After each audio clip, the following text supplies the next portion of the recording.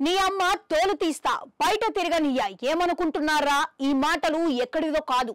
సాక్షాత్తు శాసనసభలో BRS party నుండి కాంగ్రెస్ లో చేరిన ఎమ్మెల్యే దానం నాగేందర్ అన్న మాటలు శాసనసభలో ఉద్రిక్తతకు దారితీశాయి. బీఆర్ఎస్ పార్టీలో గెలిచి కాంగ్రెస్ లో చేరిన దానం మీద స్పీకర్ వద్ద అనర్హత వేటు పెండింగ్ లో ఉన్న నేపథ్యంలో శాసనసభలో మాట్లాడేందుకు మైక్ ఇవ్వడంపై బీఆర్ఎస్ ఎమ్మెల్యేలు అభ్యంతరం వ్యక్తం చేశారు. దీంతో దానం అభ్యంతరకరమైన భాషల్లో మాట్లాడారు. దీనిని ఎంఐఎం ఎమ్మెల్యే అక్బరుద్దీన్ తప్పుపట్టారు. ఈ సందర్భంగా బీఆర్ఎస్ ఎమ్మెల్యేలు పోడియం ముందు బైఠాయించారు. దీంతో దానం వారిపై దాడికి యత్నించారు. కాంగ్రెస్ ఎమ్మెల్యే ఆది శ్రీనివాస్ పద్మావతుల అడ్డుకోవడంతో వెనక్కి తగ్గాడు. రికార్డులు పరిశీలించి వ్యాఖ్యలు తొలగిస్తామని స్పీకర్ హామీ ఇవ్వడంతో వివాదం అప్పటికి సద్దుమణిగింది. కాంగ్రెస్ పార్టీలో సుదీర్ఘకాలం ఉండి ఎమ్మెల్యేగా మంత్రిగా పనిచేసిన దానం 2018 జూన్ 23న కాంగ్రెస్ పార్టీకి రాజీనామా చేసి బీఆర్ఎస్ పార్టీలో చేరారు.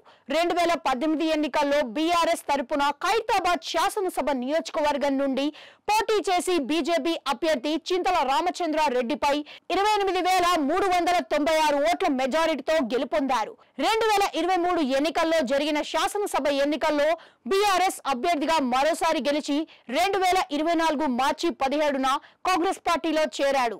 లోక్సభ ఎన్నికల్లో కాంగ్రెస్ తరపున సికింద్రాబాద్ ఎంపీగా పోటీ చేసి ఓడిపోయారు.